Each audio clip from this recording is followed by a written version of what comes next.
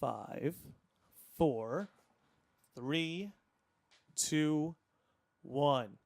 Matt Petrovich is in the lodge today, ladies and gentlemen. Hi, everybody. The High Five Ghost on Instagram, High Five Ghost on YouTube. That's it. Matt Petrovich, tell the people about what you do and what's going on in your life lately. Sure. So, let's see. Probably about 1 year ago, I said to myself, man, I got this crazy-ass expensive computer. I was like, I'm seeing all these people on Twitch having a lot of fun sharing their games. I'm like, why don't I just try it out? So I made a Twitch handle, High Five Ghost.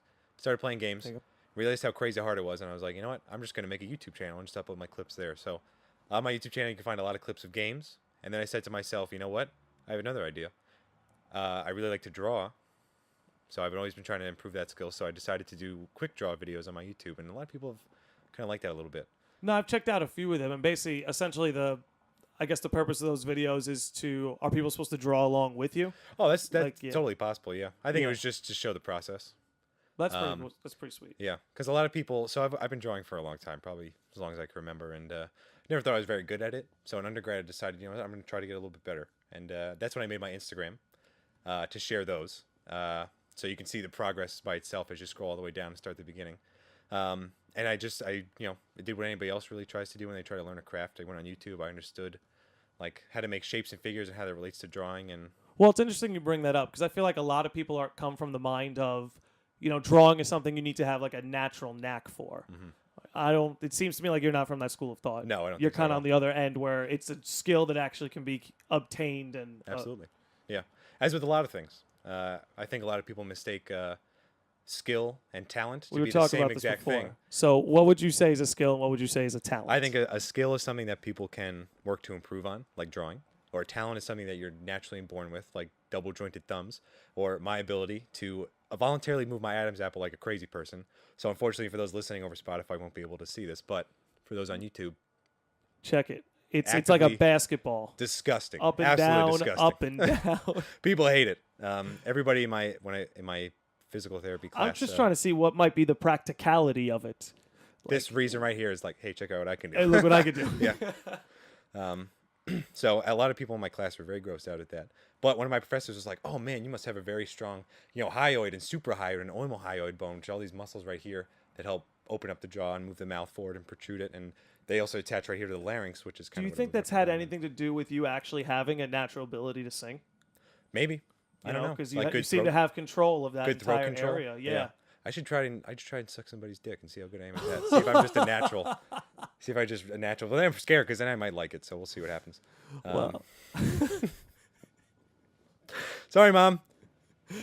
Yeah, if you're listening, Matt Petrovich may or may not be interested in trying to suck your dick to see what his throat muscles can do. Open-minded.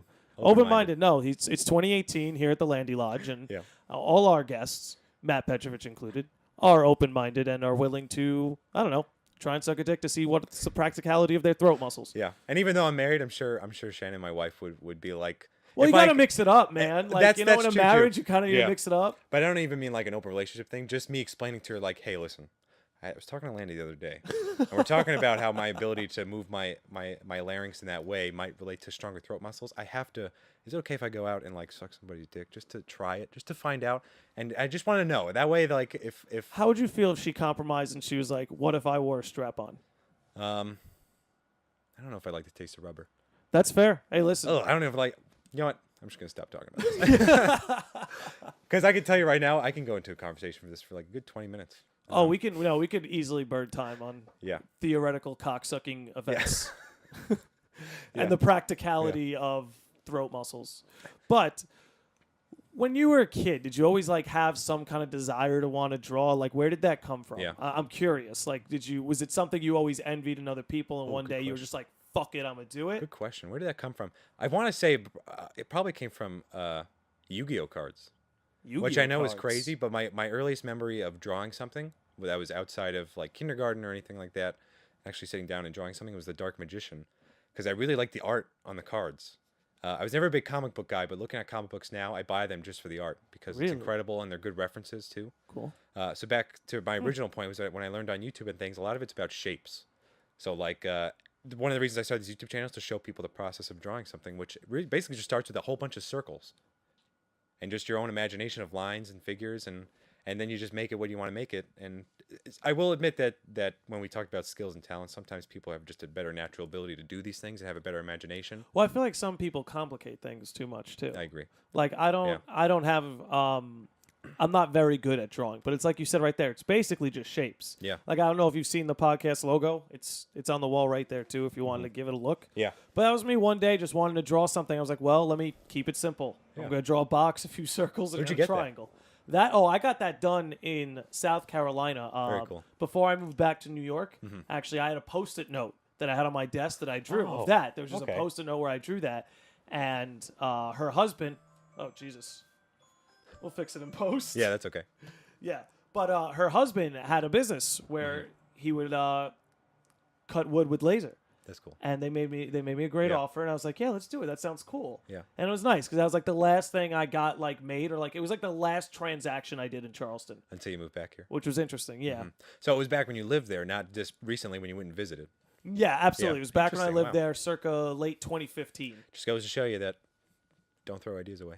Don't throw ideas away. You never know when to be relevant or have a or ideas trying are it one day. Ideas are infinite, but they're likely unoriginal.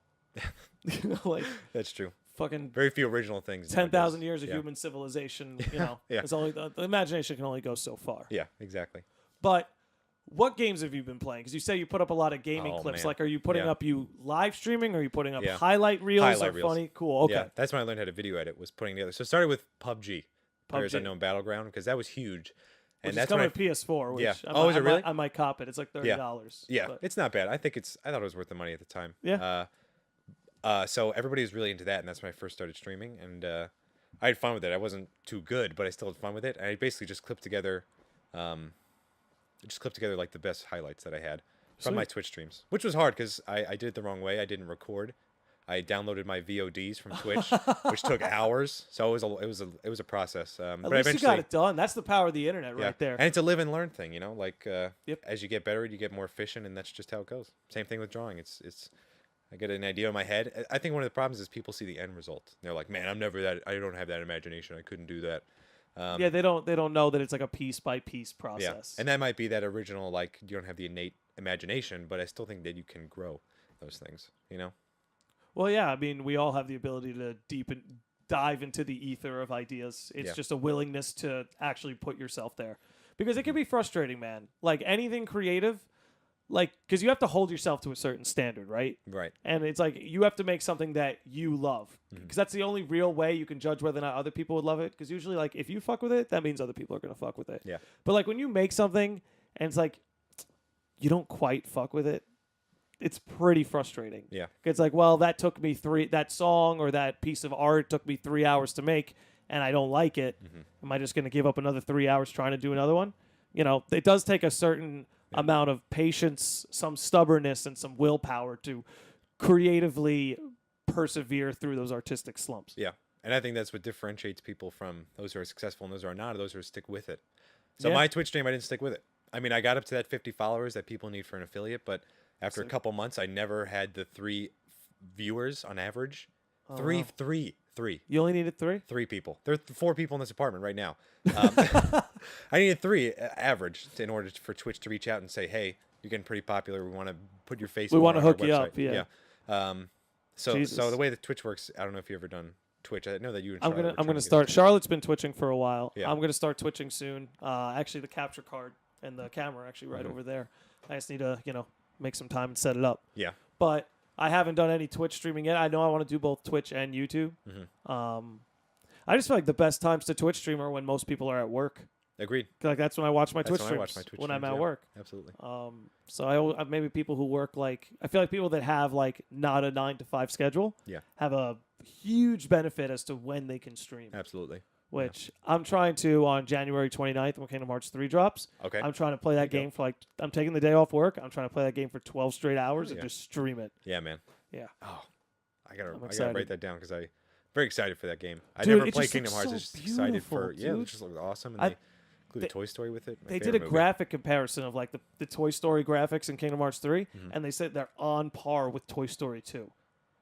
And that is like ridiculous. Yeah. That like video game graphics have come that far. Yeah, it makes me like not that upset that we had to wait 13, 14 years for the Yeah. for the third Kingdom Hearts Yeah. game. Oh my God, was that long? It's been that long too. I think 14 years because Kingdom Hearts 2 came out in 2004, which was next level. Do you remember seeing those commercials as a kid? Well, you just saw like Final Fantasy looking characters running around with all your Disney like heroes. Yeah, I don't remember. You don't remember that? And they played that song "Simple and Clean." Oh, I do remember the song. Yeah, definitely. exactly. It's the music that really sticks in your head. That's what's crazy too. Yeah. I was having a conversation with Joe last night about music and how like it has like it's so no idea. like primal that it sticks with you. It's like you had no idea what I was talking about until I was like simple and clean. So what they're doing a lot of the research now with patients with dementia or people with dementia, right? They're using music. So to kind of call them back. So like would they play like their wedding song and like they might remember their husband, their favorite artist back from the 40s, 50s. So one video that stuck out in my mind was a gentleman had such severe dementia that he or she, I don't remember if it was a man or a woman, had not moved for a long period of time and was just basically a still frame in one picture. That's what they described it as. It's like just a picture of a person because there's no movement. It's not a video. It's almost like a 10-second Tom from 50 First Dates. Yeah. Like there's just nothing's being stored. It's just except not. Yeah, but even worse because nowhere near as silly and even worse though because it got so severe that she didn't know how to move. Or shit. Yeah. So I guess I missed so dementia. Yeah. So dementia is it has a component of memory loss, obviously. But also, my grandmother had dementia. Yeah, it's just like deterioration of the brain where you start forgetting higher order functions and then you start forgetting if it gets too severe enough. Events, how to move. Yep. So this person had that type of dementia or severe enough where once they put headphones on her or him, the person started even just this little thing in their bed kind of started grooving just started grooving a little bit by like moving back and forth. She didn't get up and dance like Uncle Joe and Charlie and the Chocolate Factory. Yeah. Son of a bitch. But shout out to those Redditors. But yeah, it's interesting how music can really touch people down to the soul to the point where a debilitating neurological disease does not affect them as much anymore. Yeah. Well, it's like they've done studies where they'll get like a group of chimps and they'll play something in a major key. And you'll see the chimps are kind of like digging it and like their shoulders are straight and they're like, this is cool, we're chilling. And then you play something in a minor key and like they start like getting shrugged and they're anxious or they don't darker. Exactly.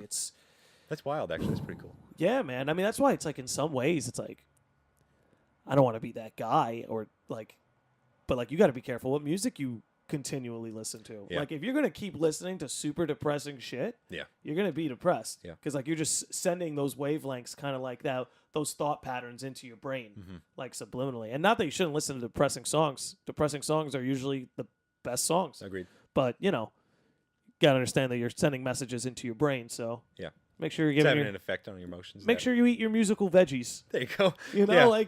Your hip hop, your beats, your rock. Everything from hip-hop to classical music. Yeah. Get it all, man. Listen to some Vivaldi.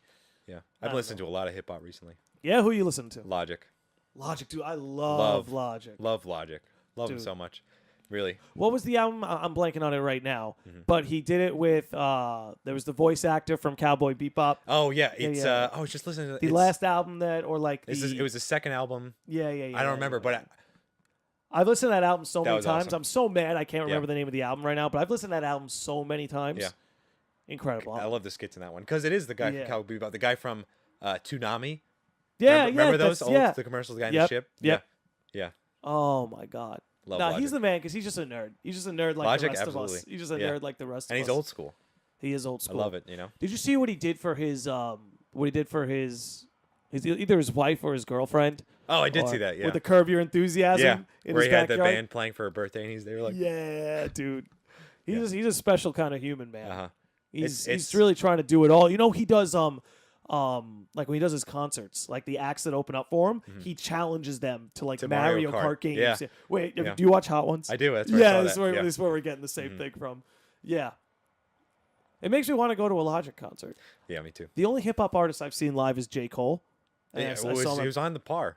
I mean, I'm not a big fan of J. Cole as I am Logic, but J. Cole is still popular enough where it's not the mumble rap that you see nowadays. Yeah, I'm not a big fan of mumble rap. I don't even know. Yeah. I couldn't name one mumble rap artist. I couldn't either because I don't care. Out of pure apathy. But I do see them on the internet and people hating on them for that exact reason. It's like, you're a piece of shit mumble rapper. I get it. So fake. I get it. Yeah, but there is a subset music for everybody. I'm not judging what you like. I don't like it. Yeah, and you're allowed to not like it. Yeah, agreed. But I've listened to a lot of hip hop. I feel like it's helped my vocabulary, which is such a weird thing to say, but I don't know. Just listen to them, and well, it's cliche to say it, but they're poems, man. Absolutely. Some of them are really stupid poems, but some of them are really like well thought out poems. When I played for Shannon, she's like, she just doesn't like rap in general. She's like, she's like, can we change this? And I was like, yes, we can, but I want you to try it and listen to what he's saying. It's like, please try it. So like, we had watched. She doesn't like Louis C.K., which fair is enough. Louis C.K.'s dirty. He's dirty and crude. Yeah, yeah. And she'd never seen one of his stand-up specials. This was a while ago. Before it went down. Yeah. No, we were still engaged. This is a long time. This is 2 years ago maybe, and we watched 10 minutes of like his newest stand-up on Netflix. And she's like, "Can we change this?" I was like, "It's only been 10 minutes. It's a whole hour set." Truthfully though, I wasn't a big fan of his latest stand-up. Yeah. I love his stand-up. Like his stand-up catalog, I think is great. But like, honestly, the best thing, it's like I like his stand-up. But have you seen his show? Louis? Yeah. Yeah. I actually think the show's better than his stand-up. And he did all the editing and all of that for that show. Yeah. Like, I think he said he would be editing it like on his MacBook. I hope he comes back. I hope he comes back too. I miss him. Like people deserve to be forgiven and redeemed, and there's a fine line between Louis C.K. and Harvey Weinstein. Yeah, there is. You know, big line. Yep. Huge line. Yeah. So we can all be. If Scrooge can be redeemed, we all can be redeemed. Yeah, I think so too. You know. Except maybe Harvey Weinstein.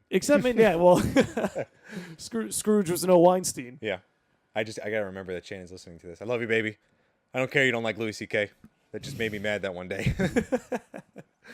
Yeah. Well, I mean, you gotta have someone, like, you can't all have the same tastes. No, not at all. You know, you need your taste to be both challenged and expanded. Yeah. You know? Yeah. A lot of people say, "Oh man, you know, being similar to someone is great, but being too similar is not great." Absolutely. You need your differences sometimes. Absolutely, you need your differences. Yeah. You know, it's cool to have things in common, and it's cool to like the same things, but you generally need someone who balances you out. Yeah, agreed. You know? Yeah. But yeah, man. Yeah. So going back to the drawing, it's, wow, we went on a big tangent there. We did go on a big tangent there. Circles and lines. Anybody can learn it. It's all about, animating too. Something I try to get in. I try to work on. So hard because it's such a long process. You know what I mean? Even like simple things. So another thing on my YouTube channel that I was very proud of that I did 6 weeks between classes was a Game Grumps animated. I saw that. No, I really like that one. So Game Grumps is a very popular Let's Play channel on YouTube. Has about 5 million subscribers. I love them. John too loves them. They're probably his favorite YouTube channel. Game Grumps are awesome. They're awesome. So they will feature on their show people who have animated their voiceovers on their Let's Plays, and one of their Let's Plays stuck out to me. I really loved it, and I was like, I want to try one of this, and who knows, who knows where it's gonna go. Like I was hoping that it would be good enough that they would share on their own channel, but sometimes it's such a hard process. Sometimes it blows up, sometimes it doesn't. Such a hard process, and it's tough. That's another problem too. That when people start Twitch channels, they just don't stick with it. Is thinking that they're gonna blow up night one. That's the thing, man. Is you got to stick with it. You got to keep pumping content over and over and over. You got to give people as much as you can. And really, it's never been easier to give people content. Yeah. It's really never been easier. Take a picture of a sunset. Some people would be really thankful for that picture of a sunset. Throw it on Instagram. Yeah. But no, I want to do a lot of Twitch streaming. I got all the tools. I'm ready to get started. Perfect. Yeah, because it's like I play these games anyway. Yeah. And I clown around and joke while I play them. Just be you, man. That's the thing. Just go in there and be you. Don't be fake. People know it. I feel like it's kind of corny to say it, but the cartoons are right. Like, just being yourself seems to be the answer to pretty much everything. Yeah. Like any problem you have, that seems to. It's a good place to start. It's not going to be the solution to everything. But, agreed. Confidence is key. That's what I think. Also, confidence. And it's hard to have confidence when you don't have confidence in yourself. That's true, and you can't have confidence in anybody else. It's like, if you can't trust yourself, well, what business do you have trusting other people? You don't even know how to do it with yourself. Yeah. Yeah. I do like the setup you have here, though. You like it? Yeah, I want to improve it a little bit. This will be a little hard for the people who are only listening, but you see how I got the TV set up right there? I do. I want to mount that on the wall right here. Oh, that'd be great. And I'm going to get a separate TV to go over there. And I got my wireless mouse, wireless keyboard, so I'd be able to like operate it from here. Yeah. So instead of having my laptop over here to the right of me, it's like if I need to take care of something, it's right there and I can see it right in front of me.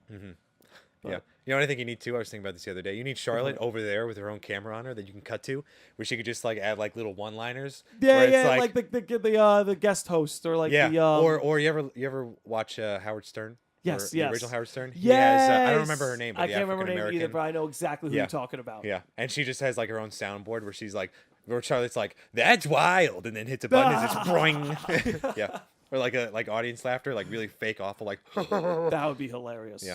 I want to eventually expand and do like more, like 3 or 4 people on at a time. That'd be cool. Like right now I have 2. I've got this 2 microphone interface. Yeah. Probably in the mid to late winter, I'll upgrade and I'll have an interface that can have like 4 microphones. Yeah. And it could be a lot of fun, man, having I a bunch think of people around this table. Yeah. It'd get a little harder to film it Yes. because you just have a bunch of heads Yeah. around a You'd small probably area. need a couple different cameras and.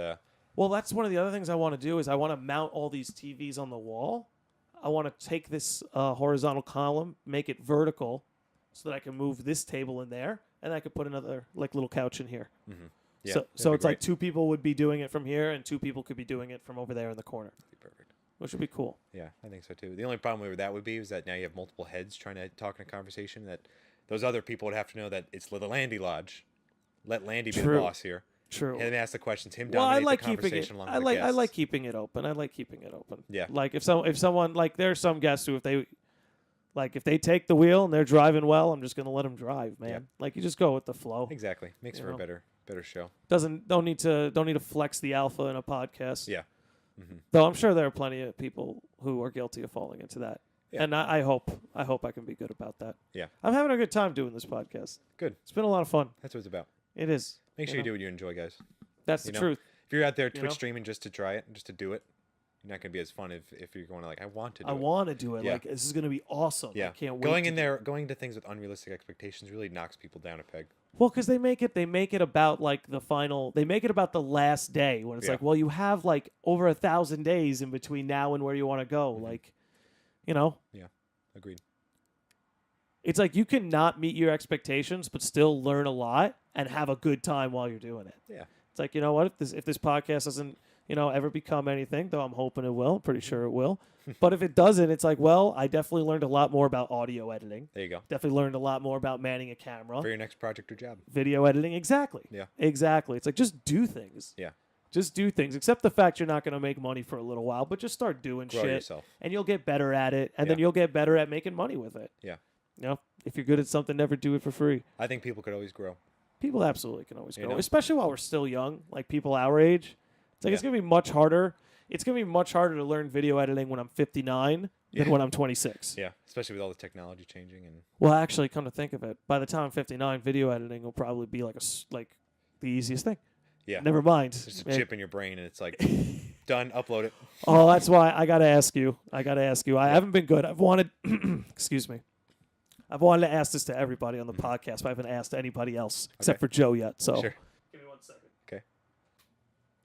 So, Matt Petrovich, I have to ask you: are you or are you not Chip Gang?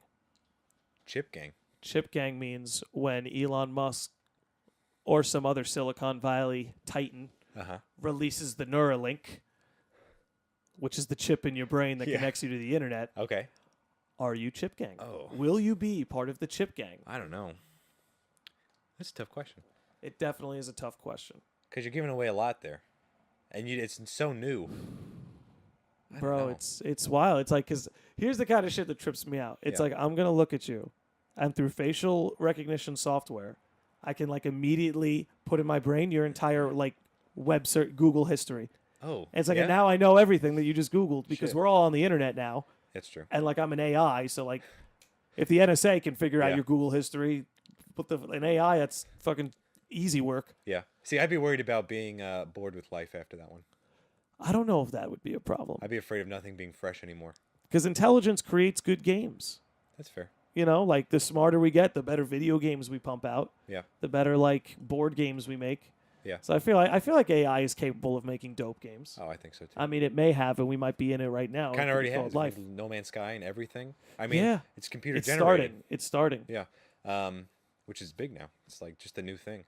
Well, what I want to refer to before we move on is go for it. Yeah, it reminds me of an episode of Adventure Time, which I love. I don't know if you've ever watched Adventure Time. I've watched it here and there. Oh man, you should watch the whole thing because the whole story is great. Excellent. The character development is fantastic. It turns from a kid show into a very dark PG-13 type of thing where they deal with very adult concepts. But one of the concepts that they did with an episode, which was kind of a filler episode, was Jake had got a piece of chip stuck in his tooth, and it really hurt. And BMO was like, why don't you just grow all big? The chip will fall out. And Jake is like, if I wanted to grow big every time I wanted to solve a problem, the world would be boring. It's like everything is just fed to me. So the whole episode is about him removing this chip from his tooth without growing big, and he ends up learning a valuable lesson about whatever. I don't even remember. No. That actually reminds me of One Punch Man. Yes, yeah. It's kind of like the same bored. concept. You're just bored. It's like, oh, I have this one punch that just kills everyone. Yeah. He just wants the thrill of the fight again. Agreed. Yeah. But I almost feel like AI could be a solution to that, less of a problem for it. I don't know. We'll see when it comes out. I'm sure my mind will change. Who knows, man? Yeah. It's just like I hope we can hold on to our individual selves, and it's not more of a collective consciousness sort of thing. It's like a big bank that we're all dumping our ideas into or whatever. Exactly. Well, we're all tentacles tied to the same head. Such a strange concept. It's like, do I lose free will when I become just one part of a collective will? Yeah. Or, do I get to just be can I have the Neuralink in my brain and still eat cheeseburgers and go bowling? Is that yeah. Or am I going to look at those things and be like, what? I don't know. We'll never know until it comes out. We'll never know until it comes out. By then, it might be too late. It might be too late. Yeah. It might be too late. But don't worry, Landi Lodge folks. If I get the Neuralink, I'm going to keep the podcast going. Yeah, I'm sure it'll be a lot easier when you do it, too. Yeah, it'll boom. Yeah, exactly. Which would be crazy. Yeah. But you're still going. You're still getting your master's, right? Doctorate. Yeah, doctorate. Yes, yeah, I definitely wanted to touch on this. Yeah. Doctorate in physical therapy, which I think is a good transition considering you had Chelsea on last time. Yeah, no, she dealt with I think a bigger component of health than I will. She's a dietitian, registered. Not a nutritionist, registered dietitian which diet is 75% of what you should be doing in your life. The other, I think, 25% is exercise. People say 50-50. I think. No, I agree with you. What you put in your body is much more important. I agree with you 100%. Than how often you exercise, which I think is. Bro, if you eat a good enough diet, you can get get abs. Exactly, that's what a lot of people do. They just cut down kind of what they eat and watch what they eat. And abs are made in the kitchen, not the gym. Agreed. Yeah. But yes, I am getting my doctorate in physical therapy, so I will be a doctor of physical therapy. That's a lot of misconceptions. Congrats. Thank you very much. Is that when you go to see a doctor, he's a doctor, and when you go to see a physical therapist, they're a physical therapist. But a doctor is a doctor of medicine, so they're a physician. Doctor of dentistry, doctor of physical therapy. Yeah. Okay, so what have you had to do? What? How many years of schooling did it take? 8. Is it going to take to get this doctorate? 8? 7 or 8, depending on what you do. 7 or 8. Oh no, I'm sorry, 6 or 7, depending on what you do. What are you shooting for? So, what do you mean? As in, as an end product? Are you like a 6-year program or a 7-year program? Yeah, it's a 7-year program. I'm almost done. I only got 6 months left. That's incredible. Yeah. So Good for you, it's, man. It's 3 or 4 years undergrad. 3 years if you do a 3+3 program, which is 6. 3+3 is 6. Yes, yeah, you got it. You got it. You're on it. So in high school, you have decided, I want to go into this 3+3 program. You've already decided you want to be a PT, which I think is a pretty big decision. Definitely. In high school. And I'm glad that I did not, because I would have missed my senior year of Geneseo. I wouldn't have traded that for anything. I had a great time. I went to Geneseo, for those who don't know. SUNY Geneseo up in central New York. So I didn't know what I wanted to do. I ended up between freshman and sophomore year, I decided to start taking credits towards a physical therapy degree. And here we are, 7 years. So it's 4 years undergrad because I didn't do the 3+3. So I'm going to ask you a similar question that I asked you about the drawing. Mm-hmm. What would you say was the catalyst to you wanting to get into physical therapy? The first time I ever exercised, which was with John 2 and Nick Butera. Remember him? Awesome. Was that Titans Gym? Yes, it was. Titans? Yeah, it was. Throwback? It was, because I remember the first time I ever worked out, I would come home from school. Before the first time I worked out, I would come home from school, and this was it was my daily routine before I realized it was my daily routine. Right. I would sit on the couch and watch Friends for a couple hours before I started doing homework, and have a whole bag of Doritos.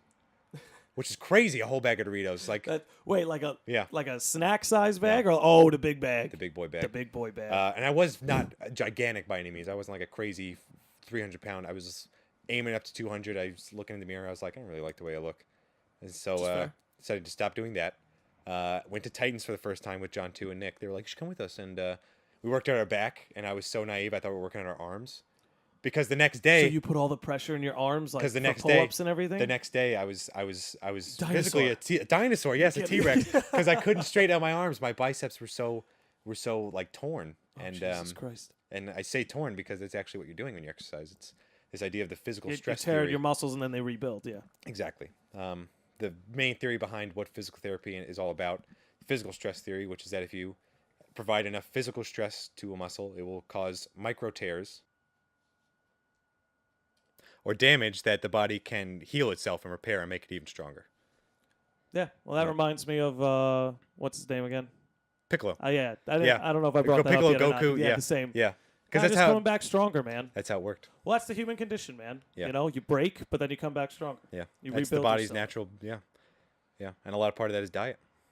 You gotta get the right diet. Yeah. If you're gonna cause that kind of stress, you gotta make sure you have the fuel to allow your body to repair itself. Which, bringing it back to Chelsea. Boom. Who's very smart about that. She's a perfect example. She's a perfect example, man, where she changed her diet. You saw her attitude change. Yeah. You saw her lose the weight. Mm-hmm. It was like she was always Chelsea, and she's still Chelsea. Yeah. But she was much more comfortable being Chelsea. When she changed her diet, she felt better. Like that. Yeah. Yeah. So that really got me into PT. Was exercising for the first time and realizing that, man, everybody should be doing this.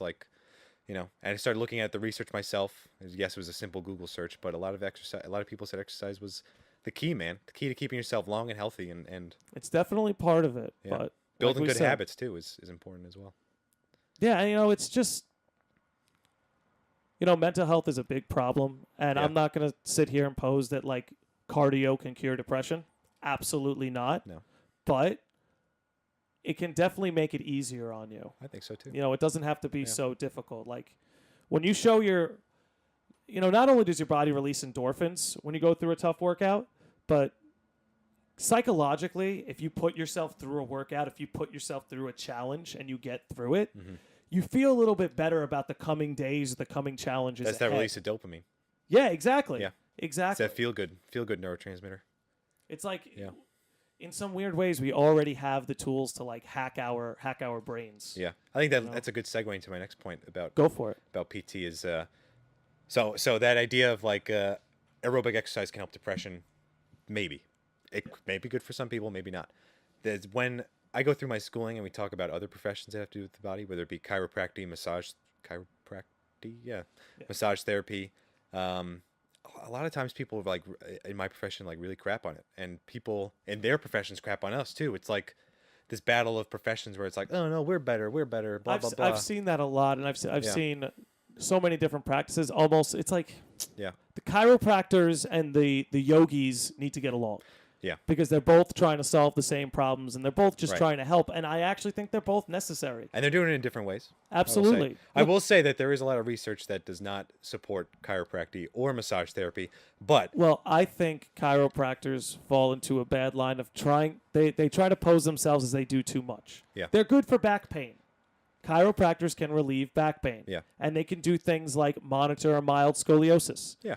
Probably a good idea to have that looked at by someone like that. I would trust a chiropractor more than myself to manage scoliosis, honestly. Exactly. So they have their utility, but I think they're guilty of kind of selling... It's the idea behind it. Exactly. That they're basing it off of. And one of the big problems with chiropractic and massage therapy that a lot of people talk about that I do agree with is they don't empower people to go out and help themselves. It's like, you have to come see me twice a week, that way I can do something on you, rather than when they come see a physical therapist, you say, okay, you're going to see me twice a week, that way we can work on you doing things to fix yourself. That's excellent. Yeah. That's a really good way of putting it. Yeah, and another thing that's different too between us and massage therapists and chiropractors, no offense to any of them, is that we use objective measurements to show change over time. It's like, are you really improving? A lot of it's like pain visual analog scales or objective measurements like sit to stands, tugs. I know this is kind of weird. It's like a timed up and go. It's the tug. It's like a FGA, functional gait assessment, DGI, dynamic gait index, things like that. It's like an objective measurement that's gone through all these gold standard rigorous testing to make sure that if there's a change seen, it's valid and reliable. So if a patient comes in and says to me, I'm trying to think of a good example. Okay, let's say we have an older adult who comes in and says, I'm falling a lot more. I need help reducing my fall risk. They would never come in and say that because that would be amazing. And I'd be like, wow, you're a good patient. You understand what's going on. They might come in and be like, I'm falling a lot recently and I don't know what's going on. So we might work on balance. And we use that objective measurement like a timed up and go to see how fast they can get up out of a chair, go 4 meters, come back, and then sit down. And then I test that again 8 weeks later after we do a couple interventions that might help target some of those aspects and see how she improved or he. So, I mean, it's like by the nature of the beast, it seems like you're more... at least from my perspective, I'm more inclined to trust a physical therapist than I am, say, a chiropractor, because I know the physical therapist wants me to not need him anymore. Yeah. Like, you don't want me That's to a keep big coming thing, too. back. That means you're not doing your job well. Yeah. So it's like, I know you're not going to try and hold on to me much longer than you need to. Yeah. So by the nature of the sale, yeah, it's more trustworthy, I guess, than a chiropractor who's going to tell you the 11 reasons why you need him to crack your back once a month, or some shit, or something like that, or any right. kind of. I know they try to get me to go there weekly, but monthly's enough. Yeah, because it's a lot, and there is insurance regarding coverage and things like that. Yeah, I'm lucky. My copay is only like $15. That's not bad. No, it's not bad at all. But my main point was like, if somebody comes to me and has back pain, and I'm helping improve their back pain, that's great. And then they say to me, I'm thinking about trying a chiropractor. What do you think? I'm not going to sit there and say, no. There's no evidence that they're really helping anything. I think they're just going to end up taking your money out of your pocket. I'm not going to do that, because what if they go and it does help and it feels good for them as a person? Yeah. Well, I mean, dude, you know a lot about your field. You know a lot about PT. You're inclined to speak on PT. Yeah. But, bro, you haven't studied, like, chiropractivity, for lack of a better term. You know what I'm saying? So it's like you don't really know. I haven't studied it. Yeah, I don't really know. Yeah. So if somebody, let's go the other way with massage therapists. Say somebody comes to me again with maybe neck pain. We're helping out with the neck pain a little bit, and they say, I've been seeing a massage therapist. It's been helping out. What do you think? Do you think that's okay? And I was like, is it helping? And yeah, it helps. And I was like, then I think that's fine. As long as you don't feel like you're cheated or you don't feel like you're wasting your money, that's fine. I'm not going to sit here and put all these negative ideas in your head, because the only thing that's going to do is make you not want to go to the massage therapist, and you're going to miss out on the thing that you said to me makes you feel good. Yeah. You know what I mean? I'll leave it up to you, to your discretion. I'll give you all the facts I know, is that massage therapy creates this idea of dependency, or they want you to come back and then they do things to you rather than you doing things to yourself to help with this neck pain, which in the long run doesn't really show any improvements over time, because it creates this feeling of dependency, and you're just going to keep seeing them over and over and over, and but I'm not going to not tell you not to go see them. Well, I think one of the things that makes situations like this so hard is the power of the placebo. It's like some people's minds are so powerful that, like, if they think they're doing something about it, like whether it be going to PT or massage therapy or chiropractor. Yeah. But if they believe that they're taking care of themselves, they're naturally just going to feel better. And that makes these things confusing, because it's like, who's to say massage therapy didn't work? Bob went to the massage therapist and he feels better. Can we objectively quantify it and show it to him? No. But if he feels better, isn't that kind of what he was paying for anyway? I think so. Yeah. But that's what makes those things hard, because some things work for some people. It's like different meds, different heads. Yeah. Now, if somebody was to come to me and say, hey, my massage therapist did this, sorry, I got to tickle my throat, did this great, awesome massage on my back, and it helps so much. Can you do that for me? I will say, I'll do my best. I'm going to give you a heads up, though. This is not what I'm going to do every time you come in. Because guess what? The research kind of shows that maybe just massaging you is not as helpful as you helping yourself. And if I don't show that improvement over time, you're not going to be able to come and see me, because your insurance is going to keep covering you, and you're going to be on your own. I was like, so I will massage you to help reduce some of that pain initially, but let's use that reduced pain to help do some exercise. Oh, excuse me. That feeling of a strong tickle? Yeah, I know. It doesn't go away easily. I got a good one right now. Don't you worry. Well, listen, man. I got to give you bonus points for coughing away from the mic. Yeah. That's a professional. It's still going to show up, but I'm not going to be right in your face. You're not going to be clipping everybody's ears when you cough either. So, all you folks out there, if you're ever on this podcast, take a note out of that book. Cough away from the mic. But maybe not towards this pillow, but yeah, I do sleep there. Yeah. Sorry. You don't have the herpes, do you? No, I don't think so. You don't have anything I need to know about? No. Okay. I'm kind of weird, but I don't think that's okay. contagious. That's good. I think we're all a little weird. We call that flavor. Yeah, but if somebody comes in and again, I saw a lot of back patients over the summer, and a lot of patients come in and be like, "Can you massage me?" It's like very sad. Like, yes, I know you're in pain and you're not feeling good, but we've already seen in the past that you doing this specific movement helps a lot. So let's work upon that. I will do this massage or this passive technique or this manual technique to help relieve some of the pain. That way, that pain relief can help you exercise more. You know what I mean? Well, I mean, people are going to you, and what separates you from the pack, and what I guess separates PT from the pack, is you equip people to continue their improvement without you. It's like they come to you, you show them their way, and then they're able to move forward. Yeah. and take care of themselves. I mean, I never had to do PT for anything. Yeah. I did tear my meniscus in high school. I think we were touching on that earlier, but I imagine they're cool people to work with. I mean, if you're gonna have your doctorate in PT, yeah, I'd recommend everybody. I could fuck with guys like you. You having pain or anything like that? Try PT first. Just try it. We have direct access in New York. You don't have to go get a referral. Go to an outpatient PT place. Let them know what's going on. Okay, so yeah, if somebody wanted to. So give me an example of somebody who should go to PT right now but isn't. Well, what's their problem? What do you find is like the most common, like headaches? Headaches. Which sounds weird. Headaches can be multiple different things. Most of the time, it's a lot of it has to do with neck pain. And there's some techniques that we can do to help with some of that. But a lot of people don't think about that. I think if you're having constant headaches and nothing has been helping, try PT. Try it out. You know, a lot of what we do will be the manual stuff, which I just harped upon is not show objective measurements. It's so funny. Going back to our conversation earlier, that's a problem I used to have. I used to get like the occasional headache. And I just thought that was normal. But then when I changed my diet, it went away. Like I don't ever have headaches anymore. Yeah.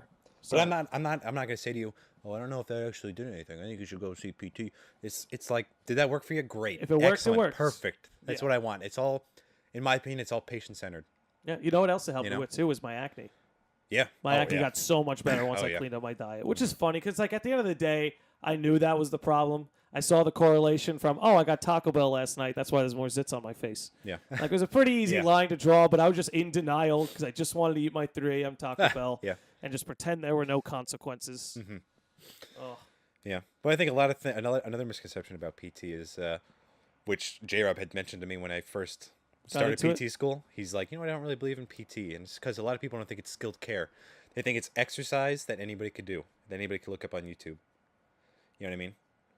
Well, those, I don't mean to be that guy, but those are probably people that have never been in a weight room before and don't understand the importance of good form. Yeah, good form. To stress the right tissues. And, dude, sometimes someone has to show you what good form is. In fact, all of us at one point needed someone to pull us aside and show us what good form was. Yeah. Not only that, just understanding why. Why are we doing these squats? Yeah, what muscles are you trying to target? Where should I send the pressure? And why? How is it going to improve me? How is it going to make me feel better? How is it going to make it so I don't fall as often?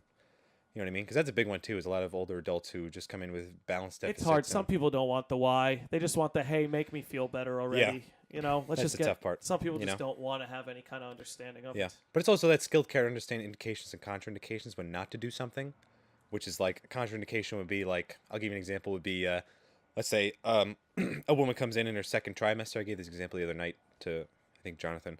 A woman comes in her second trimester of pregnancy and has back pain. I'm not going to sit there. I'm not going to manipulate her. I'm not going to use a manual technique to help maybe crack her back or help, reduce some of that pain.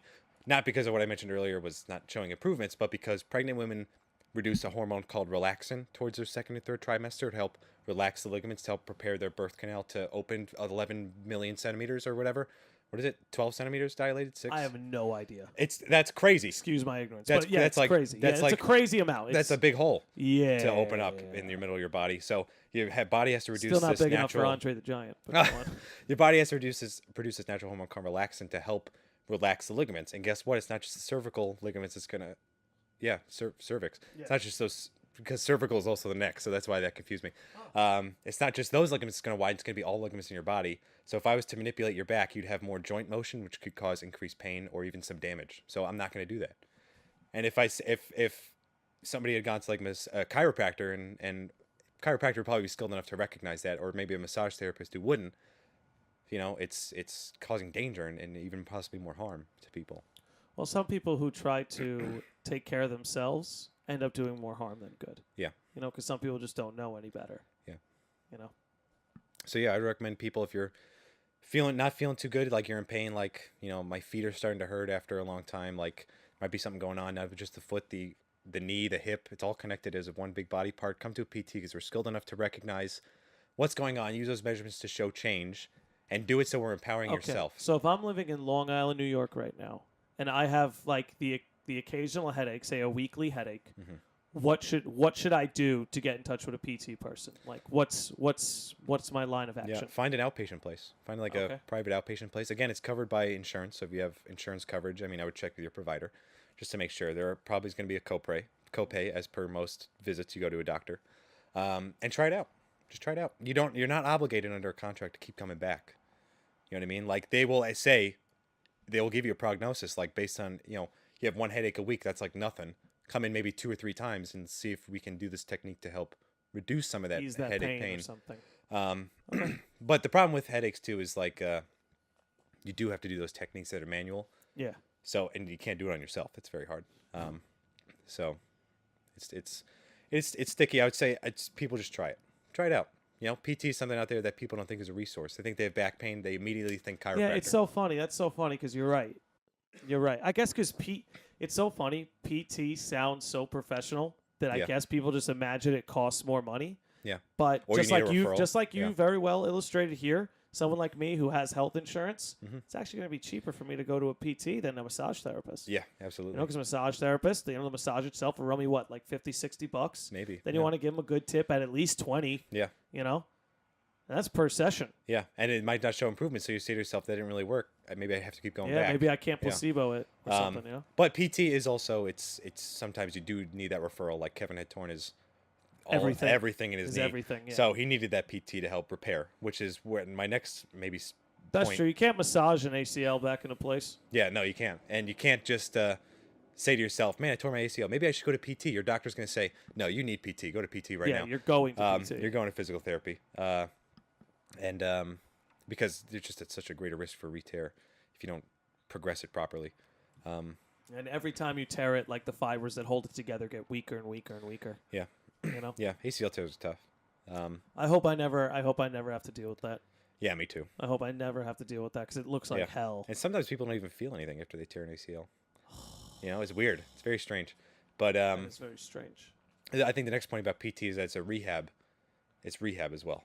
After you get injured. Well, yeah, if you get hurt or injured. If you get hurt or injured or after surgery or something like that, like. So where do you see yourself? Where do you see yourself like working in PT? Yeah. Like, so that's the best part about it. Do you have a direction for that, or are you kind of open to any and all paths? Right now I'm open to anything because I don't know. I definitely don't want to do sports because I'm not that good at sport. I don't know the lingo. Yeah, you're not. Yeah. I don't know the lingo. That. I'm not too keen on orthopedics. What if it was because like you weightlift, right? I do. Like, well, is there PT for something that's close to that class of athlete? For probably, people who do that kind of stuff? Yeah, but I think that the problem is that they'd probably come see a PT after they'd gotten hurt. You know what I mean? Okay. And if they want to work on form or anything like that, that's where a person. Or maybe you can become one of those ballers that the United States brings to the Olympics every year. Yeah. It's like, oh, you're just going to be the PT guy. You're going to ride along, Yeah. Anything happens to anybody. Yeah, because that's kind of what our job is. It's okay, you're hurt. Why? What's going on? Let's assess. Let's get to the bottom of it. Yeah, let's assess, see what's going on. Okay, maybe I think you tore your labrum in your hip socket. Because you know what, dude? There's Band-Aid fixes, and then there's stitching up the wound. Yeah. And there's a big difference. That's part of the skill care, understanding, like knowing the special test, having that in my vernacular to be able to say, okay, I've done this assessment. It doesn't look like this, but it does look like, you had torn your rotator cuff in your shoulder. I recommend that you go see a surgeon. Or something along those lines. That's gotta be another one. Because that's something that's important. It's I'm not going to say, oh, you tore your rotator cuff. Let's try this. Because I'm not in it for me. I'm in it for you as a patient. Yeah. I'm in it to help you. I'm not in it to build my business or make money, as much as everybody likes money. And I will be getting paid for this, obviously. As you should be. As I should be. But it's not like I'm going to falsely make you come in for something I know that's not going to help because it's fraud. And guess who's going to get in trouble for that one? Me. People are watching. I'm not, insurances are making sure that I'm showing these objective measurements and doing things that are considered skilled care. We're also not going to cover it, and they might launch an investigation into our. There's a lot of legal liability when it comes to this kind of stuff, so you've got to make sure all your bases are covered. Yeah, and some people don't know that, so that's why I'm recommending try PT. Try PT. A lot of skilled people out there, a lot of not skilled people out there also. I'm going to say that. Fair enough. I've seen my fair share of physical therapists do the same freaking thing every visit, and because some people just learn one way. Some people just learn something one way, and then that's it forever. There's also burnout, provider burnout, where it's like I've been doing this for so long, and I just don't care anymore. They're just meh. Yeah, those are the worst. You got to hope you don't catch those. Yeah. So going back to the other question, what I really want to do is, again, I don't know about sports orthopedics.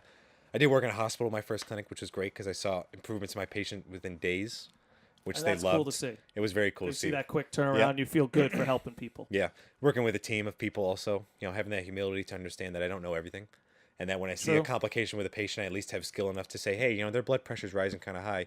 What medications have they been taking? Are they on those statins? Are they on those metopropilols? Are they controlling the blood pressure? Yeah, and like it's you only have so much capacity for so much knowledge. Like Yeah. there are things that back and forth, like the back of your hand. Yeah. And those are the things you're equipped to speak on. Yeah. But the reason why there's a benefit to working with a team of healthcare providers is because all of you have a more vast knowledge Yeah. of, whatever the circumstances. Different concepts to make one whole provider. Almost. Exactly. And it's great because you check yourself before you wreck yourself. You know what I mean? Ask somebody, say, hey, what do you think about this? Like, I noticed this crazy increase. Have you seen that before?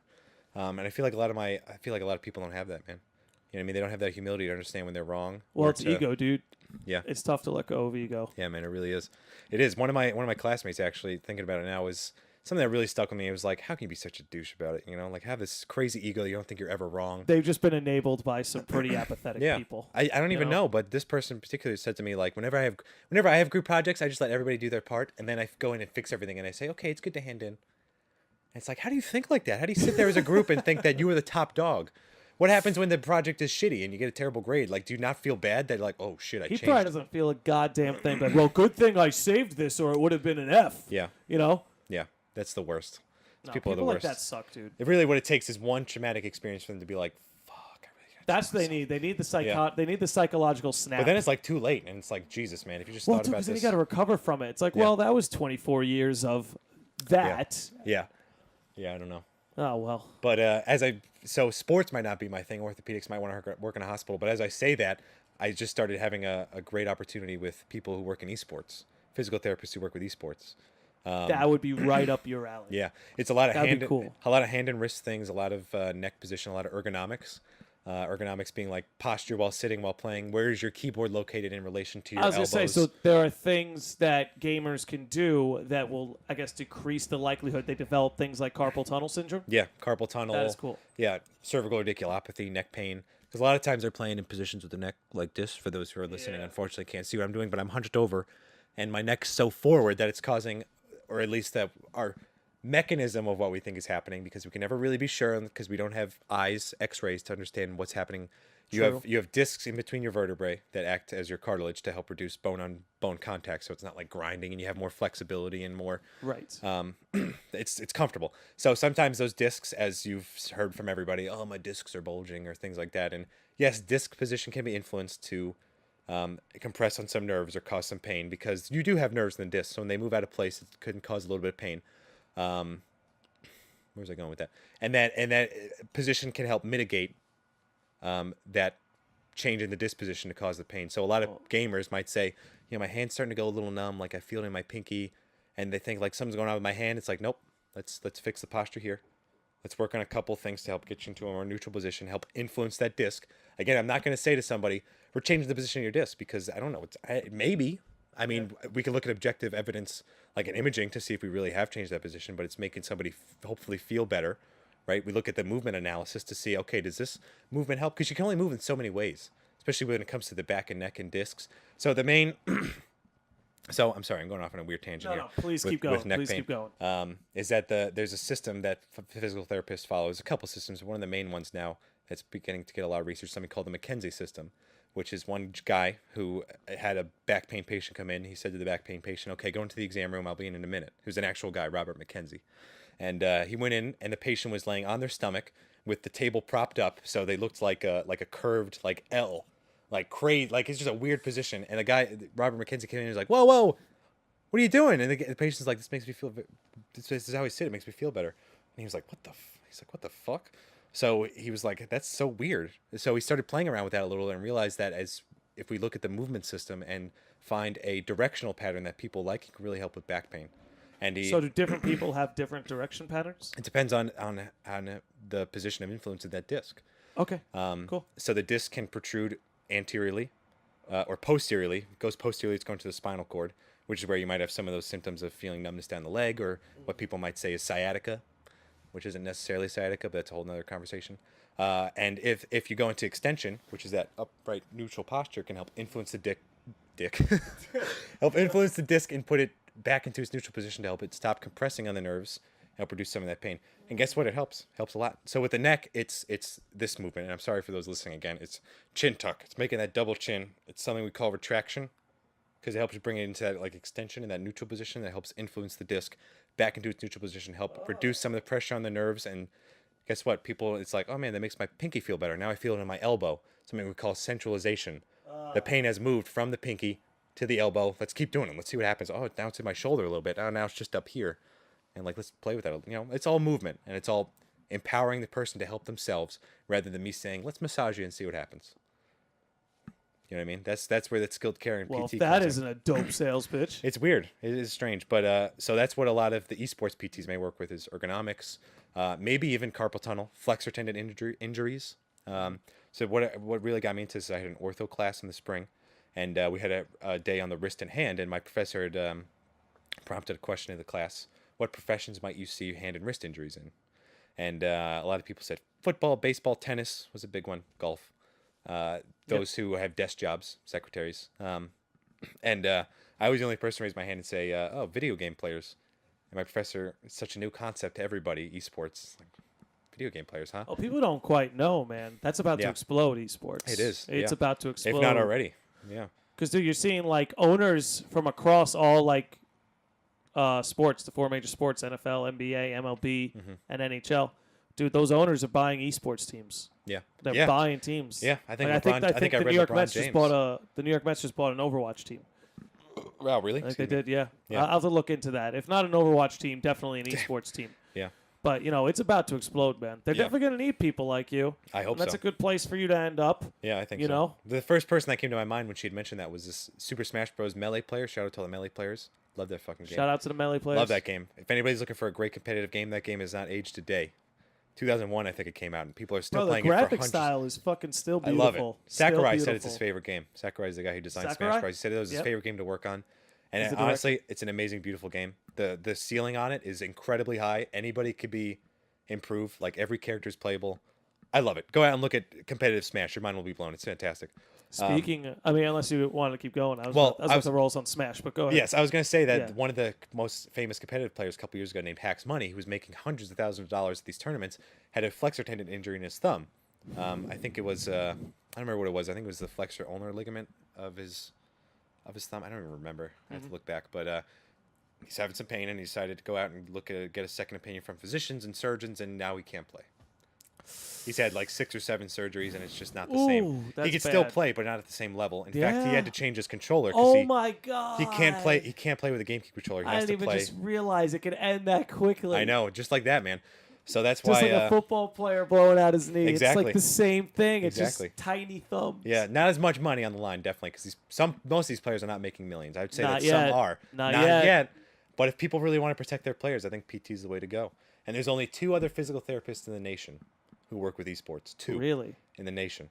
Have you tried reaching out to these people? I have already. Shout out to Kate McGee and Matt. Shout out. Matt's over in Florida. They work with 1HP website. Check it out on Google. They talk a lot about movement. They have a lot of research-based blog posts that anybody can read. Friendly reading for anybody, gamers, anybody.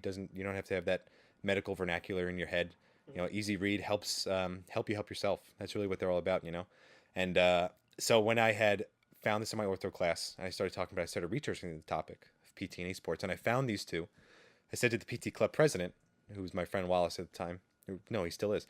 I said, hey man, for the fall, because at PT club they try to get guest speakers to come, and I was like, for the fall, check out these people. They work in esports. They're the only 2 people in the country. Like, it might be interesting. He's like, yeah, I'll check it out. So the week after the wedding, they had them not come in, but it was over video chat.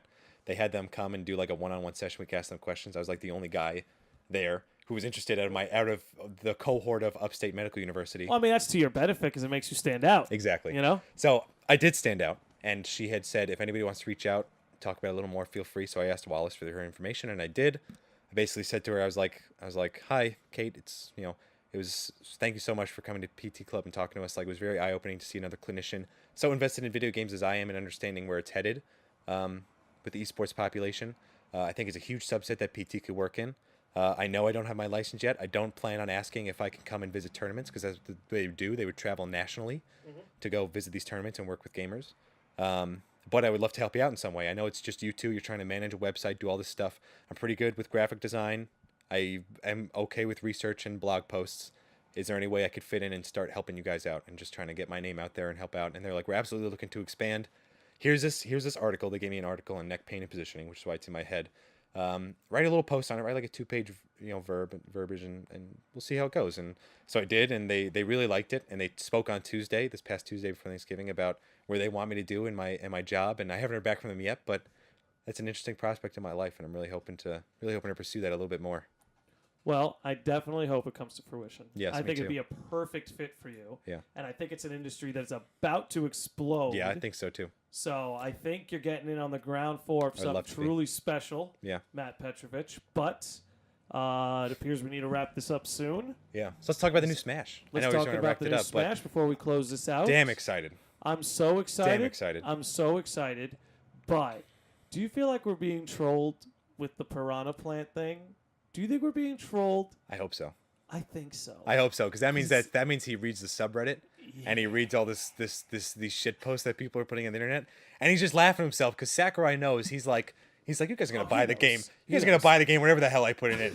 He's like, let's appeal to some of the fans, but also I want this fucking weird Piranha Plant in this game right now. I need this here. They didn't even do PD Piranha. No, they didn't. Which would have been perfect. Which would have been perfect. He's like already has a whole like backstory and everything with PD Piranha. He's in the sports games. Yeah. Like Yeah. I'm just laughing not only that because it adds to the butt of the joke of Waluigi not being in the game. Bro, literally everyone from the Mario universe is in that game. As playable. Look at Rosalina. Yeah. Rosalina hasn't even been a character for like 10, 15 years. Pretty much. Since Galaxy, yeah. Since Galaxy, which I think was 2008, actually. I don't remember. But even so, it's 10 years. Exactly. Give it to you. And we're getting Piranha Plant. It's great. I wanna believe that the true villain of Super Smash Brothers Ultimate is Waluigi. That at the end of the campaign, he's there and he's just like heartbroken because he's like left out. Yeah. And he's just rage, seeking revenge. So like, are you basing it off the video of what was it called? The guy. So you saw the recent direct. Did you look at it? I don't want to spoil it. The one, what is it called? It's the adventure mode. Yes, the World of Light main guy. That's who you're talking about. Yeah. Because I'm imagining like Master Hand, like is very like because I always think Master Hand is the final boss. Yeah. I'm picturing like Master Hand coming in at the end, like very dramatic, and all of a sudden it's like record scratch, and it's like, and then just Waluigi comes in and just smacks him out, and he's like, yeah. Waluigi joins the fight. Imagine he was the hero. Yeah. Because I know on Brawl, it was like the surprise announcement at the end of the story mode that Sonic. Sonic was the dude. He came through at the end. So Waluigi would be cool. That'd be great. But I do like how they did appeal to some of the fans for Ridley. King K. Rool. That's who I wanted to see. No, we got more villains. That's who I wanted to see. We needed more villains. K. Rool and Ridley were two great additions. And I think Simon from Castlevania. That was a cool addition. Awesome. I didn't expect that at all. It's great because it's just such a like beautiful crossover of video game history. Yeah. Like Ryu and Ken are in the game. Like you don't get more like old school fighting than that. Yeah. Jesus Christ. Really appeal to the Cloud, fans. Bayonetta. It's so Jesus. It's beautiful. I'm excited for the unlock system because I read that you start with the original 8. Yes, and you have to keep and from there you keep going. It looks great. I'm very excited. As a Melee player though, I will say I will not play it as often. You're because keep jumping into Melee? Because the movement system is not the same. And I can get it to there's a whole nother conversation with wave dashing, L canceling, and things like that. But check it out for yourselves. Yeah, well, we'll have to say that for the second time. Yeah. But we do need to close it out. Agreed. Matt Petrovich, please again remind these people where they could find you. Yes, you can find me on Instagram at the High Five Ghost. That's where I'll share my drawing, a couple of clips from my streams. You can find me on Twitch at High Five Ghost. You can find me on YouTube at High Five Ghost, and check out 1HP. Check out 1HP online. They're very great PTs with esports, and if you're ever feeling like you're in pain and you're kind of stuck, you don't know where to go, your back's just bothering you or something like that, that's the main one. That's why I said it, because a lot of people have back pain. Try PT. Yep. Give it a try. There's direct access in a couple states. See what's for you. Artist, physical therapist, Matt Petrovich. Also a gamer. Thank you for coming on, Matt. Of course. Would love to have you on the next time you're in town. Yeah. Just give me a buzz. Thanks so much for having me. I love having you on, bro. Yeah. You're always welcome. To the Landi Lodge. The Landi Lodge. To the future. To the future.